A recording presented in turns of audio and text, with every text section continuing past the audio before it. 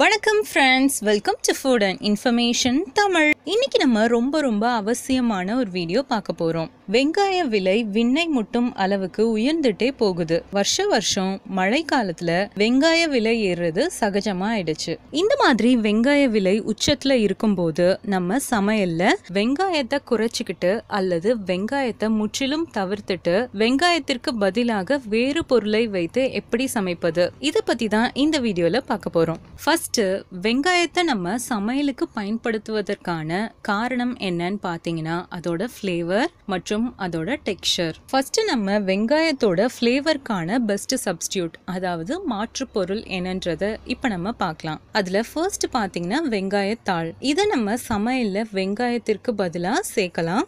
இது வெங்காயத்தோட ஃப்ளேவரை நமக்கு கொடுக்கும். அடுத்ததா வெங்காய வடகம் யூஸ் பண்ணலாம். வெங்காயம் ரொம்ப விலை மலிவா இருக்கிற டைம்ல வெங்காய வடகம் செஞ்சு அதை ஸ்டோர் பண்ணி வச்சு வெங்காய விலை அதிகரிக்கிற நேரத்துல வெங்காயத்திற்கு பதிலா இதை நம்ம யூஸ் பண்ணலாம். அடுத்ததா பெருங்காயம். நம்ம வெங்காயம் சேர்க்காமலேயே வெங்காய ஃப்ளேவர் வேணும் அப்படின்னா கொஞ்சமா உங்க ரெசிபில பெருங்காயத்தை சேர்த்துக்கோங்க. இது உங்க டிஷ்க்கு வெங்காயத்திற்கான ஃப்ளேவரை கொடுக்கும். அடுத்ததா வெங்காயத்தோட டெக்ஸ்சருக்கான பெஸ்ட் சப்ஸ்டியூட் என்னன்றதை நம்ம இப்ப பார்க்கலாம். நம்ம வெங்காயத்தை சமையலுக்கு நம்ம டிஷ்ஷோட குவான்டிட்டியை அதிகப்படுத்துறதுக்கு சேர்ப்போம். அதாவது ஒரு கிரேவி நல்லா திக்கா வேணும் அப்படின்னா நம்ம அதுல அதிகமா வெங்காயத்தை சேர்ப்போம். இந்த மாதிரி வெங்காயம் ரொம்பவே விலை அதிகமா இருக்கிற டைம்ல உங்க சமையலோட குவான்டிட்டியை அதிகப்படுத்துறதுக்கு வெங்காயத்திற்கு பதிலான மாற்று வழி என்னன்றத இப்ப நம்ம பார்க்கலாம். அதுல ஃபர்ஸ்ட் பாத்தீங்கன்னா முட்டைகோஸ். இத சமையல்ல வெங்காயத்திற்கு பதிலா நம்ம யூஸ் பண்ணலாம். நம்ம சமையல்ல வெங்காயத்தை முழுமையா நீக்கிட்டு இதை யூஸ் பண்ணாம 2 வெங்காயத்திற்கு பதிலா 1 வெங்காயமா குறைச்சிக்கிட்டு மற்றும் கொஞ்சம் முட்டைகோஸை நீங்க அதுல சேர்த்து சமைக்கலாம். இந்த மாதிரி நீங்க செஞ்சீங்கன்னா உங்க டிஷ் நல்லா குவான்டிட்டியும் அதிகமா இருக்கும்.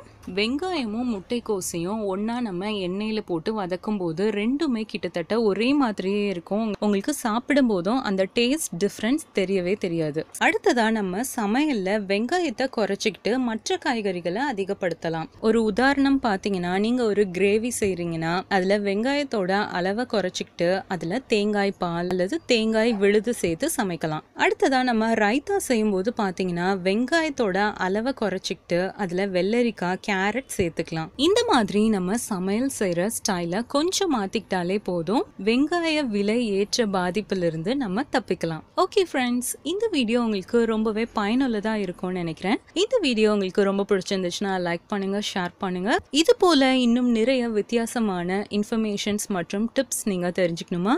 அப்ப ஃபுட் அண்ட் இன்ஃபர்மேஷன் தமிழ் சேனலை சப்ஸ்கிரைப் பண்ணுங்க. மறக்காம பக்கத்துல இருக்க பெல் ஐகானையும் கிளிக் பண்ணுங்க. அப்பதான் நான் போடுற அடுத்த வீடியோ உங்களுக்கு நோட்டிபிகேஷன்ல வரும். Thank you.